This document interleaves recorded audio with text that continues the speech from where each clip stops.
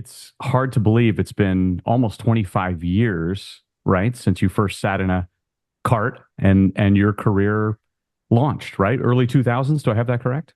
Even earlier, my friend. Yeah, 1997 is when I started racing go-karts. So we're what is it? I think we're sneaking up on 30 years now, right? That's right. So it's crazy. That definitely makes me feel a little old, especially, when you're watching Formula One races now and like the Lando Norrises and stuff weren't even born yet, right? So, but then there's Fernando Alonso to always give you hope, you know. Yeah.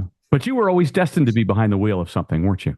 I think I was, yeah. I mean, at a young age, um, I was obsessed with cars.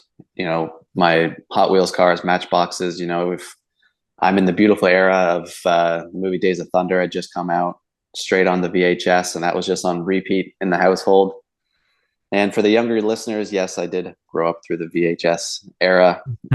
um, but it's just really cool. And I have an interesting story of how we really got into motorsport as a family, because there's no family previous involved in motorsport at all. So it was just I was just a kid that loved cars, and I was a high energy kid, and a race was on TV. I don't know if it was a NASCAR, IndyCar, Formula One race, whatever it might have been. Um, but I just sat still and watched the entire race, basically start to finish. And my parents were like, "Oh, maybe he likes, he really likes this." Then they started buying me more cars, and I got the little carpet with the track on it. I would watch it like a NASCAR race on TV, and then recreate the race on my carpet with all, you Hmm. know, 43 cars that I had, and because racing was kind of always on in the household, we kind of all became fans of the sport. So we would go down to the Toronto Indy on a Friday when it's Fan Friday. It's always free admission um, during the summer, and I get to meet the drivers, and it would just have such an awesome experience. Then we started going to Michigan for NASCAR races, and it was really kind of we became just family fans of motorsport. My mom drove a school bus, and at that age, instead of hiring a babysitter, I would just kind of go on the bus with my mom and sit right behind her and play with my cars. And one day, a kid came on the bus, an older kid, maybe it was, I don't know, grade eight, grade seven, grade eight type of thing, and he had like a still photo of him driving a go-kart, and he was like, I see like cars, like I race go-karts. And we had no idea that that even existed at the time. And turns out they were racing in Waterloo. I grew up in Guelph, Ontario. They were racing in Waterloo, and it's only 15 minutes down the road. So one weekend we just went to go check it out, and long and behold, there was little kids in little race suits running around the paddock, and I was just like, oh my god, why aren't I doing this? I can do this. Yeah, this is something I need to do.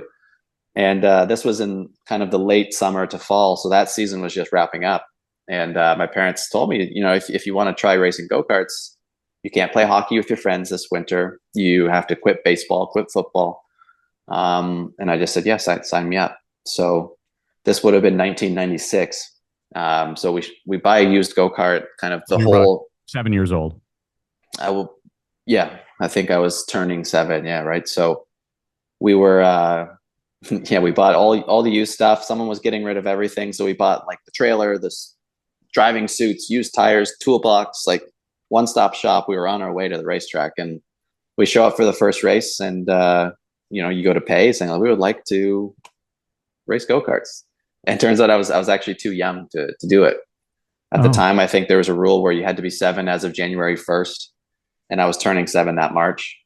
So I couldn't race. And my older brother Trevor is 5 years older than me. We're just like, oh well, he's old enough, so we'll have Trevor do it. So my whole first year of being involved in motorsport as a family, I was actually on the bench, waiting for my chance and just watching my brother do it. Which it was fun to obviously be around the track a lot, but it was also torturous to the same side, because my brother loved the sport, but he found through driving that he actually loved more the mechanical aspect of it.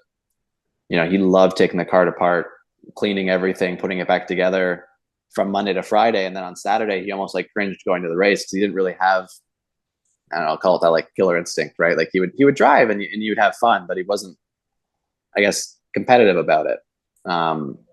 Where for me, like I was just like, always watching and like itching at the bit to try and get my chance. So it was kind of a foreshadow of what my next 20 years of my career would look like, right? Just constantly trying to get the next opportunity. But so the following year, in 1997, I raced for the first time. And to be honest, the family plan was probably to, you know, each try it for a year, sell the cart and move on, say we did it. But I fell in love and thankfully was competitive straight out of the box. And yeah, the rest was history.